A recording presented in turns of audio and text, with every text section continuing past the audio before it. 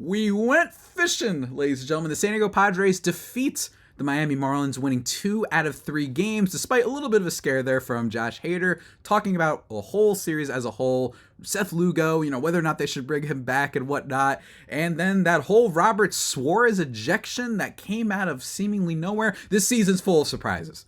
Unfortunately, just not always the best ones. We're talking about all that and more, guys. Let's get to it.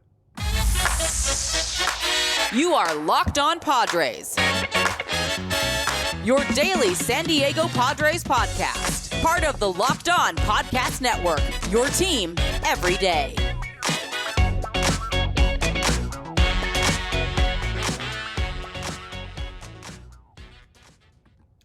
Greetings, ladies and gentlemen, and welcome to another edition of Locked On Padres podcast, which is part of the Locked On Podcast Network, your team every day for Thursday, August 24th. As always, I'm your host with sometimes occasionally, but certainly not always the most, Javier Reyes. Follow me on Twitter at Javipeno, Javiipeno, or at LO_Padres. If you want only Padres content, don't worry. I got you covered, man.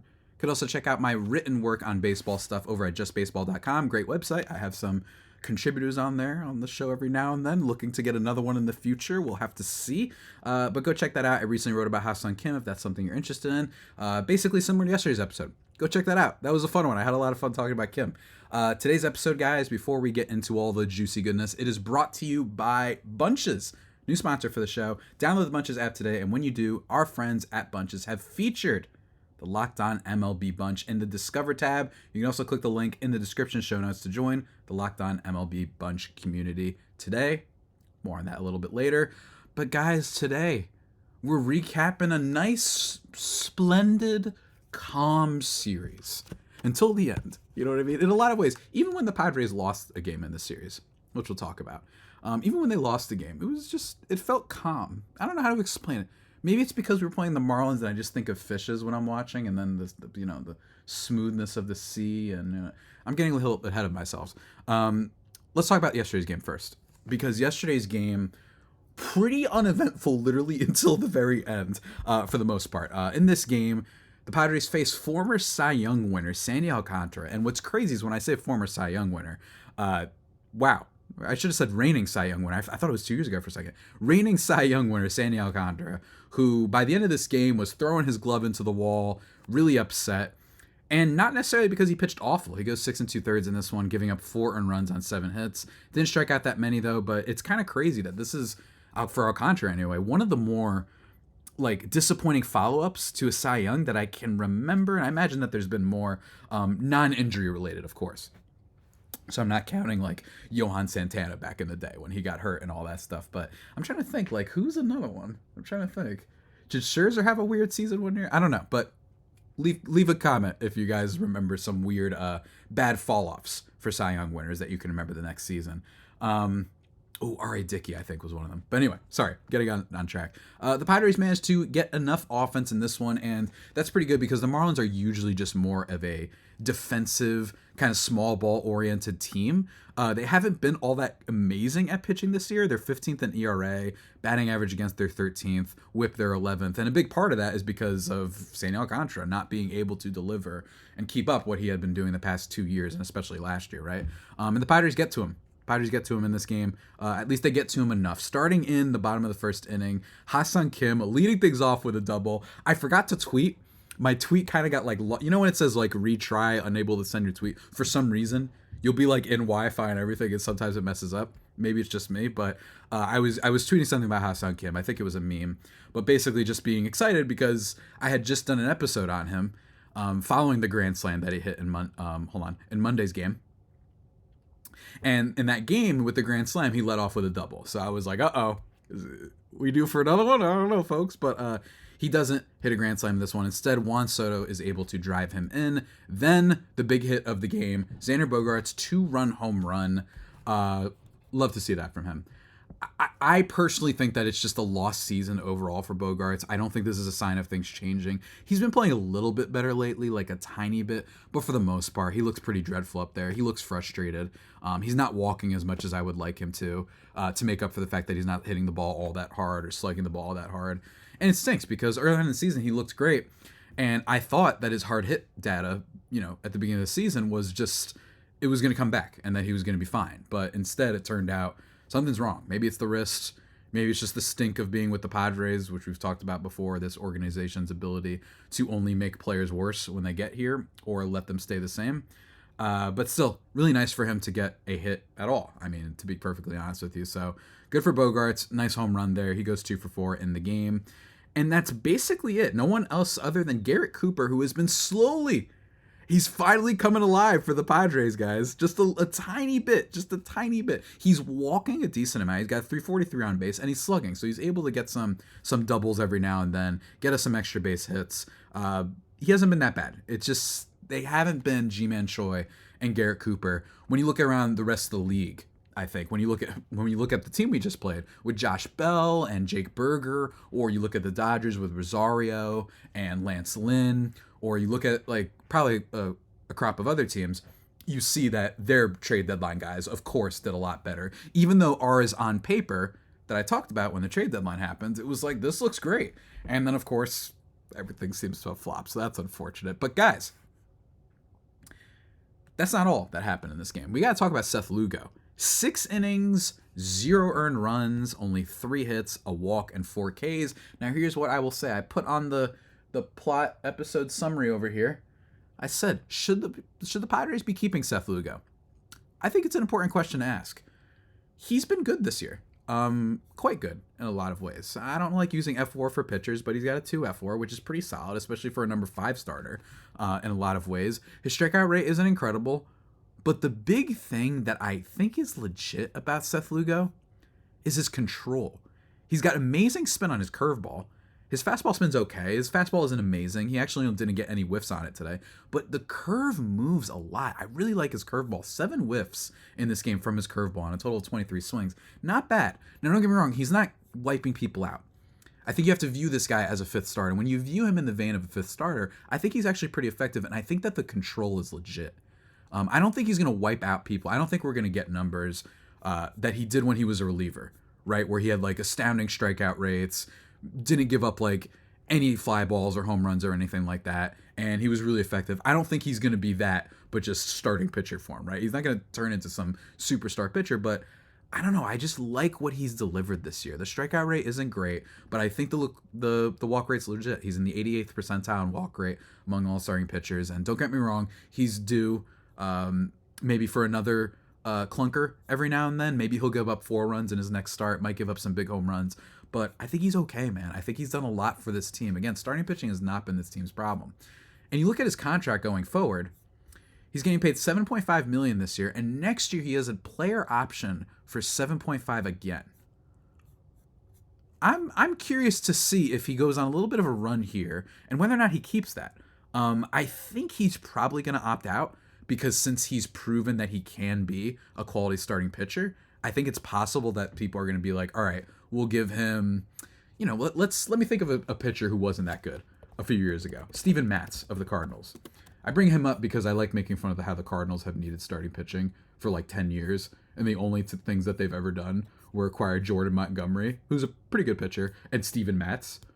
They've had all these prospects for years, just refuse. They're like, oh, we'll try it out Wainwright at age 55. We'll see how that goes. Steven Matz is a little bit of a comp, just to give you guys an idea of what a starting pitcher can go for, even if they aren't that incredible, right? And Steven Matz is a good example. He was okay 1 year with the Mets, and then he signed a 4-year, $44 million. So I think it's pretty likely that Seth Lugo is going to opt out of his contract. The question is, what can the Padres offer? What will make sense? If they did some 4-year, 44, I wouldn't hate it, because it's not that much money and it's only 4 years. I wouldn't hate it, and especially because I do think the Padres do need pitching. Now, I've voiced my concern over these long-term contracts, but I think it's different when it comes to the pitchers, because right now you've got Musgrove, who's really steady, but he's hurt, and then you've got Darvish, who's locked up for a while, but he's also hasn't been very good, and he's locked up for a while. And then after that, you don't really have too much until you get into the prospect world of your Robbie Snellings and what have you, right? So I actually wouldn't mind if they explore extending Seth Lugo. I think that would be a fair thing to do. I don't know if he has room to get better, which is something that concerns me. I just don't see it. I don't see him suddenly figuring out like how to get more whiffs off his fastball, how to be able to get guys to chase a little bit more. I don't see that, but as a quality 5, I don't hate it. I don't hate it. And he also has he'll have like your dynamite start every now and then, like today. Granted, it was against the Marlins, and the Marlins can't really hit, but still, I think he deserves a lot of credit for that, and I think it's worth at least exploring. I think he's had a really underrated, solid season, Mr. Seth Lugo, so shout out to him.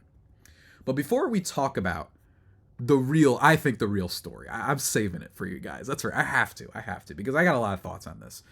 Before we talk about Robert Suarez and what happened to our boy here, another unprecedented thing. I was talking about Sandy Alcantara's fall off and how unprecedented that has been.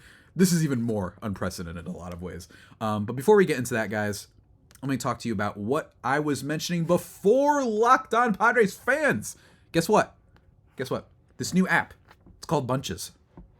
First of all, great app name. I love it. Bunches. It's great. Just a great word to say. A bunch. Munch. Anything with unch. Lunch is pretty good. Anyway, I'm getting off topic. Bunches is a new app built just for sports fans where you can chat sports in real time. Click the link in the show notes and description to join the app, or go to the Apple Store and just download the Bunches app now. I'm telling you, you're going to love, you're going to adore, you're going to have fun. Who doesn't want to talk with their fellow Locked On MLB hosts, man? And that's what you can do. It's a free app where sports fans chat.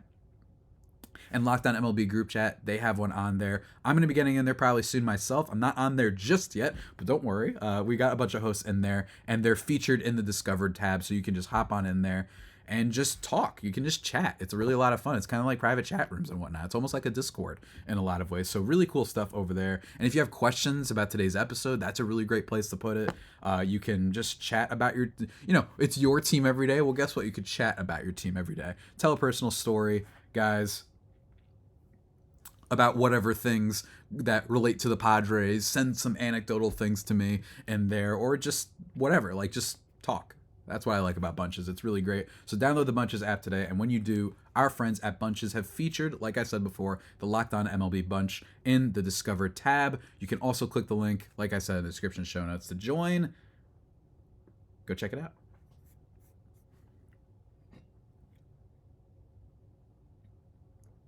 And we're back, everybody, here on the Locked On Padres podcast. Thank you for making us your first listen every day. We are free and available, of course, on all platforms.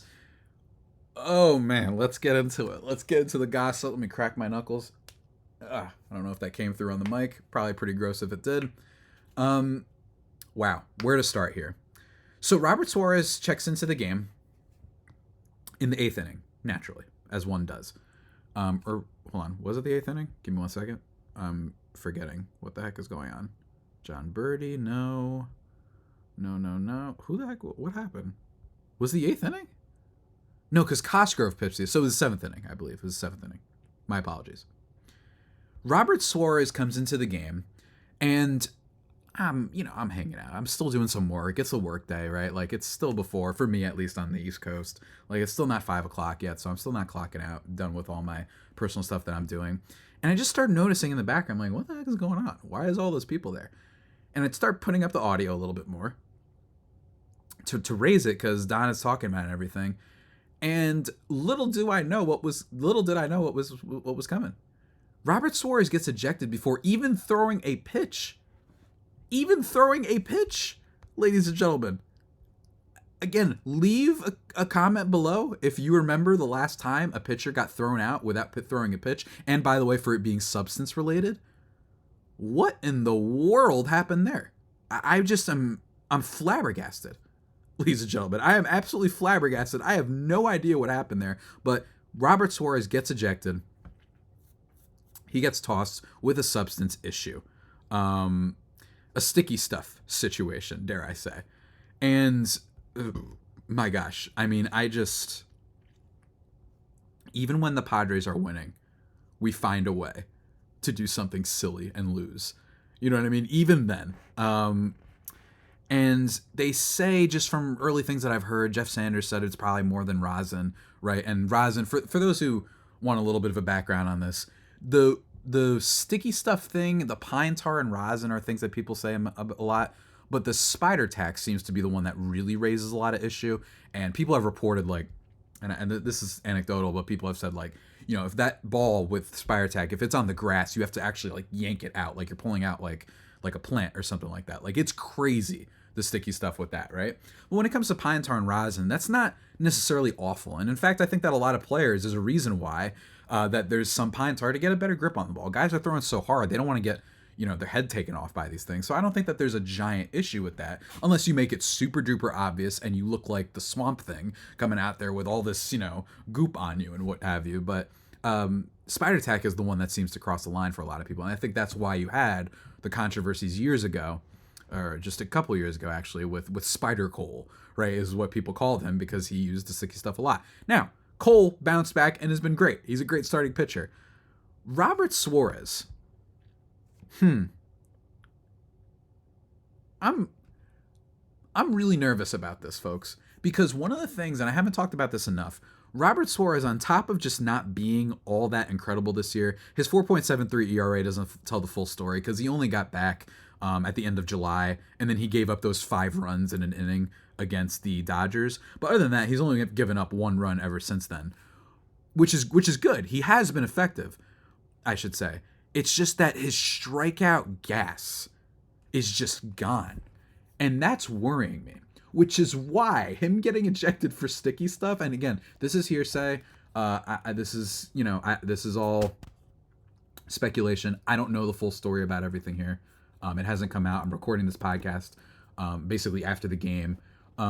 So, like, I don't know for sure what's going on here. I don't know if this is a bigger issue. But I don't know, guys. I'm a little nervous about what I'm seeing here. It just feels like he's not getting as many whiffs. It feels like he's not getting as much, like, as many strikeouts. He was throwing heat last year, and it felt like guys just couldn't hit him. And this year, not quite as much. So that's been a little bit worrisome. So it makes me wonder, was this guy a sticky stuff merchant, and we extended him all that time? Now, don't get me wrong. He's got some good peripherals. His fastball velocity is incredible. Like I said, he throws freaking heat. This guy, like, he's unbelievable when he's on. But 31.9% strikeout rate last year to just 15.4 this year. Granted, he is coming off an injury, but it's a little worrisome. I'm not that worried about him as, like, being a reliever who can pitch. I don't think that he's heading for a Luis Garcia type of, like, fall off. But considering you extended him for a decent amount in this offseason, and he's not getting nearly as many whiffs as he was last year, that does concern me.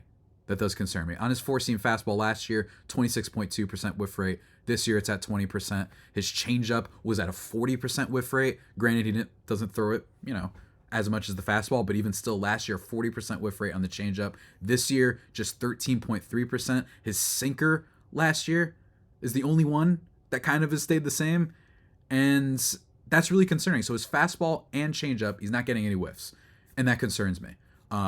I think you could easily chalk this up to him coming back from a big injury and just struggling to find a groove. It's the middle of the season. I get that, you know, the spring training and just not getting into a groove, like I said. But it's something to worry about. So keep this on your itinerary. Keep this on the dock. Just wait and see. I'm really hopeful that this isn't some sign that the Padres accidentally extended a guy who was doing so well last year in his age 30 season. He's a rookie trying to make his thing into the leagues, and maybe he was actually a sticky stuff merchant. And the other reason to point towards that is the fact that he didn't even throw a pitch yet, and umpires were already on to him. So that's concerning. That's concerning, but we'll have to see. I've talked enough about this, but granted, I almost also don't care about the rest of the series, but we're going to sum it up anyway. Moving on from the Robert Suarez thing, because I just don't want to talk about it anymore. I don't know. It would be so Padres for this guy to fall off, because I thought they were smart. I liked the Robert Suarez extension. I liked it because I thought they were getting ahead of the curve. I thought they were like, all right, this guy can be our closer for a whole lot less than what is likely going to be the price for Josh Hader next year. Let's just get ahead of it now because we think he's awesome. And we love that he throws like 108 miles an hour, right? Not literally, but you get what I mean. If that turns out to have been them not doing enough research and doing yet again what Preller seems to keep doing, which is immediately when someone looks good right now, no outlook, no vision for the future, apparently, and you just sign the guy. That would be even more another thing to pile on to the stack of reasons for why if someone is to be fired, I think it should be AJ Preller. Rest of the series, though, not too much to report on. They lose Tuesday's game 3-0 in classic Padres fashion.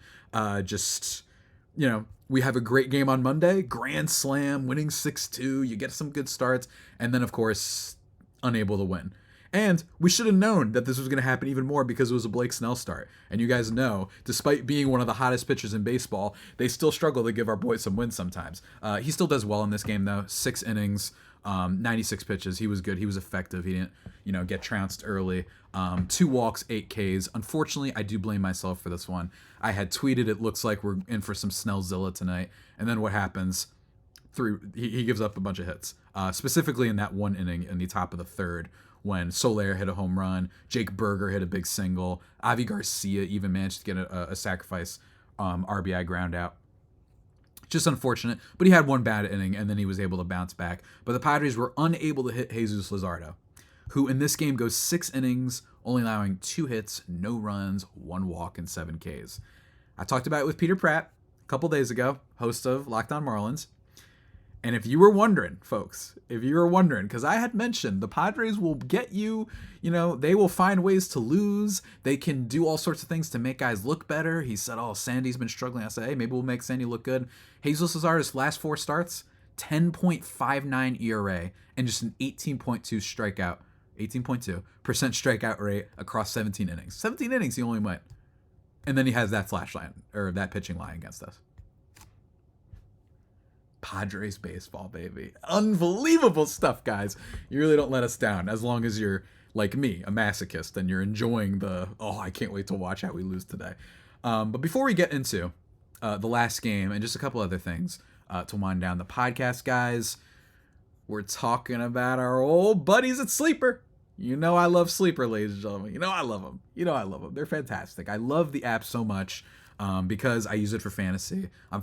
We're actually my longtime fantasy football league that I've had since like 2010 or something like that. We've had this thing for a minute. We're bringing that back, and we're moving to Sleeper. It's so good. There's so many quality of life things that they do on there. You could see like the history of the player, the game log of the player, fantasy wise. Like they give you all this data, all the updates. They have little mascots that fight each other. You can make your team photo whatever you want it to be. Just all sorts of things. You can run mock drafts on the app. It's great. So go check that out. But Sleeper isn't just good for that. They've also got you when it comes to daily fantasy. And dynamic payouts are live. Ladies and gentlemen, what are dynamic payouts? Well, in short, each player projection now has a multiplier attached to it, as opposed to preset multipliers based on the number of legs in a contest. With dynamic payouts also comes more stat categories to place contests on. You can get higher payouts than other apps with less picks. I don't know what I'm feeling for baseball in the next time the Padres play. I don't know. But I'm going to hope that maybe Xander Bogaerts might have found a little something with this home run. Maybe he's going to have a little confidence. It's going to be tough because the Brewers can pitch pretty well. But I don't know. Look into Xander Bogaerts. I'm going to actually see if I can see what games we got. Looks like we're not... Oh, wow. Hold on 1 second, folks. I think I just saw a cool deal. Give me 1 second. I don't know. Never mind. But I would look for Friday's game, and I would be interested in Xander Bogaerts. That'd be my pick, guys. But I'm not the best gambler in the world. I'm not the best fantasy player in the world. I lose very often. So... Heed my warning. Although I was right about Tommy Pham last week. I was right. I told you to pick Tommy Pham in Daily Fantasy last week. But guys, use promo code LOCKEDON and you get up to a $100 match on your first deposit. Terms and conditions apply. See Sleeper's terms of use for details. Currently operational in over 30 states. Check out Sleeper today.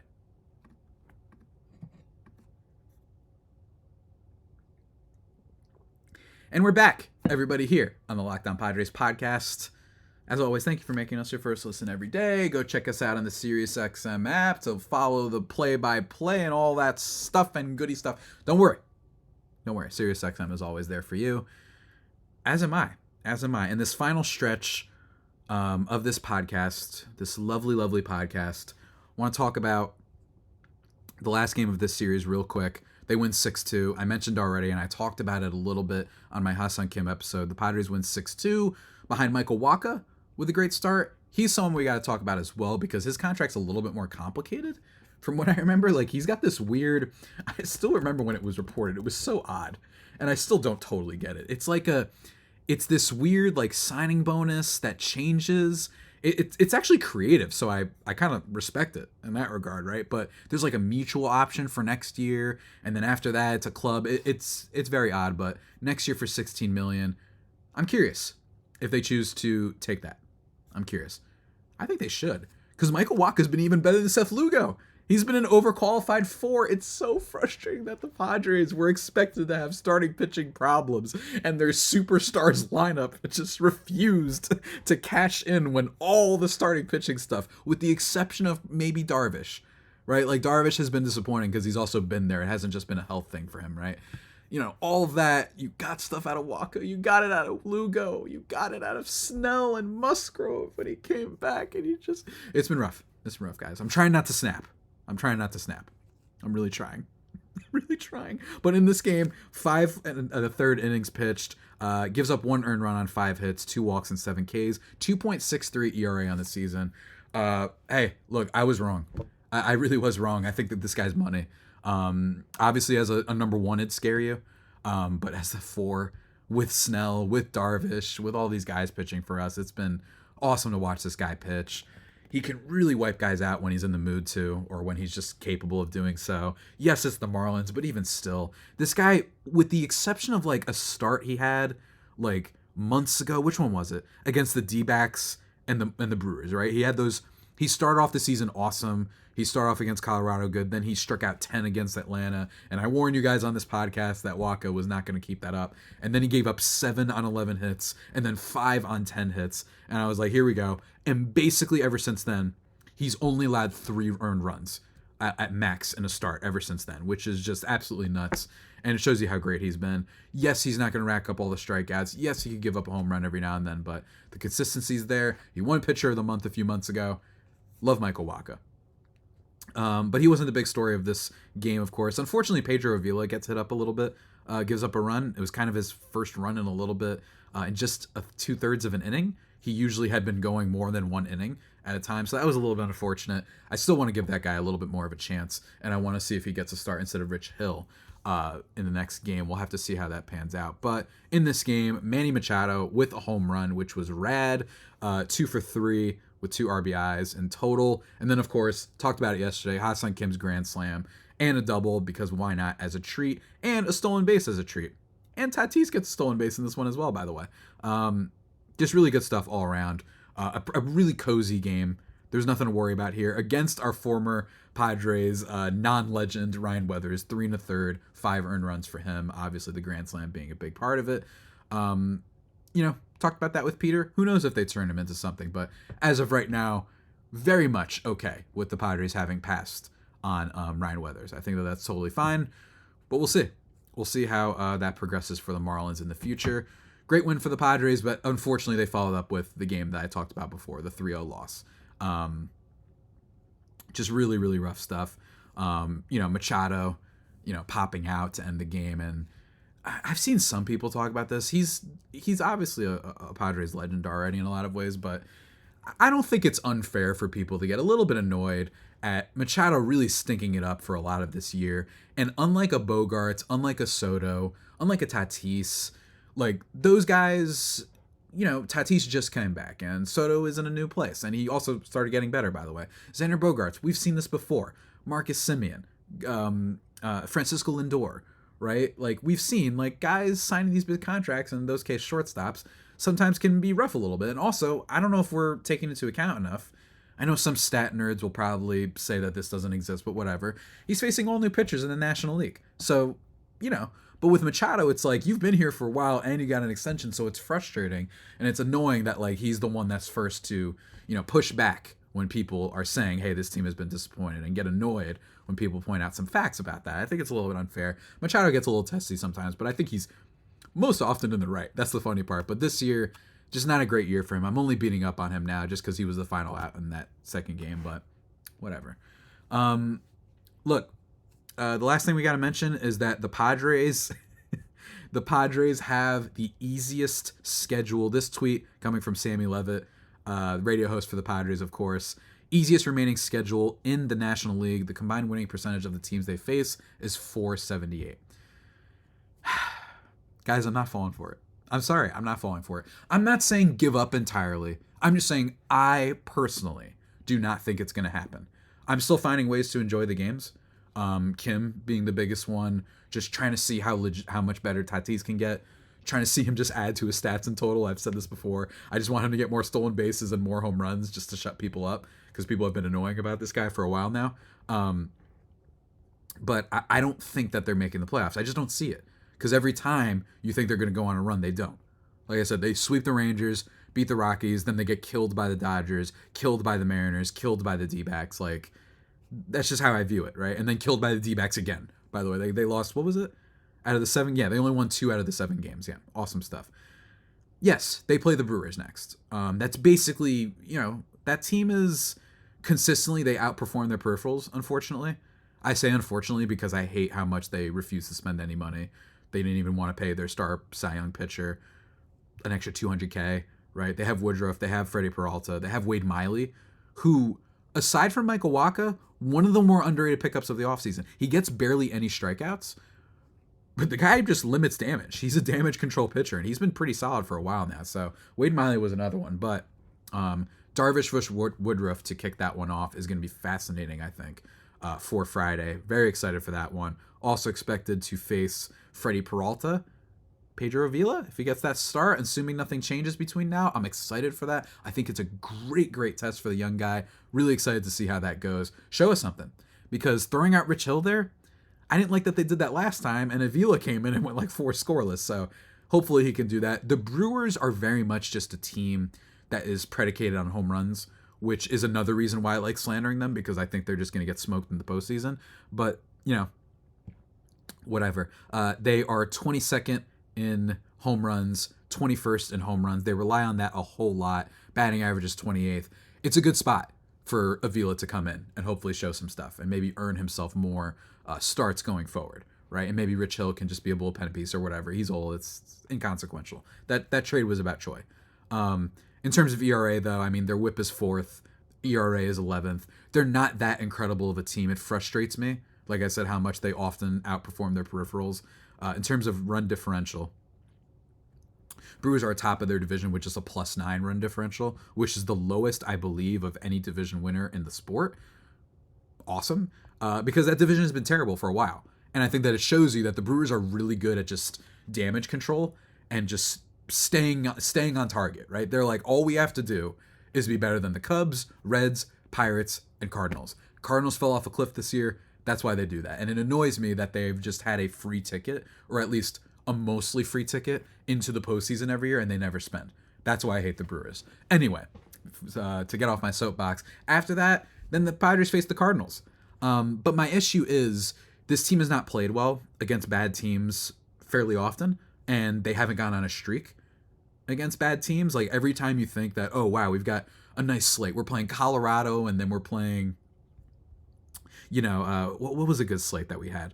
The Reds? No, I'm trying to... Yeah, when we played Detroit and then Pittsburgh and then you win Texas, like, you think it's going to go after that. We're going to go nuclear, but they just haven't. So that's just how those things go. And I understand that technically speaking, like, these games against the Giants could go our way. The Giants have been faltering a little bit. Their offense doesn't scare you. They don't have any players that are like superstar caliber on that team because they missed out on Correa and Judge in particular. But I also don't care about winning percentages of teams. You know why? Because that's a little bit inflated by the fact that they get to face the Cardinals twice and the White Sox and the A's. But then they still have to face teams like San Francisco, Philly, who's on fire right now, and who also we don't play well against, infamously, And then you have the Astros, and then you have the Dodgers. So I'm not going to get all worked up about this. It is nice that we finish off our season against one of the worst teams in baseball, the White Sox, who just fired their GM, and that organization is just totally in shambles. But don't get yourself too excited is all I'm saying. I'm not saying it's impossible.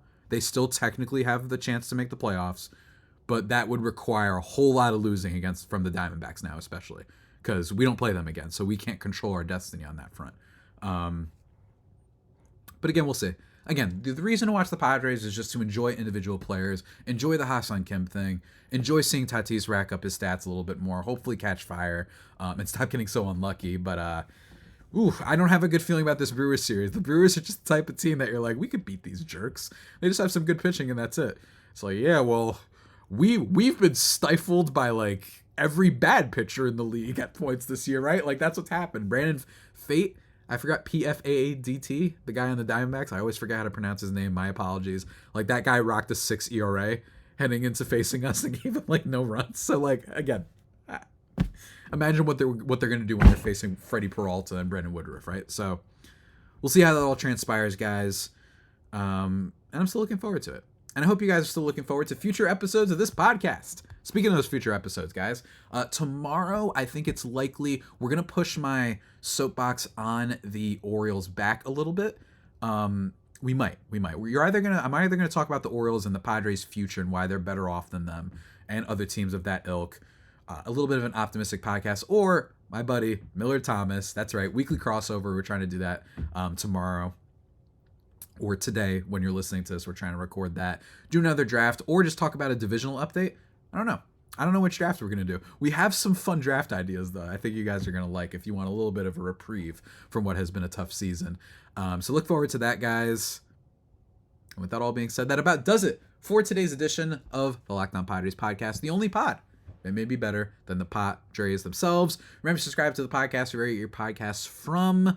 Follow me on Twitter at Javipeno, JAVIIPENO. And until next time, stay safe and, of course, stay faithful. My fire faithful homies. Take care.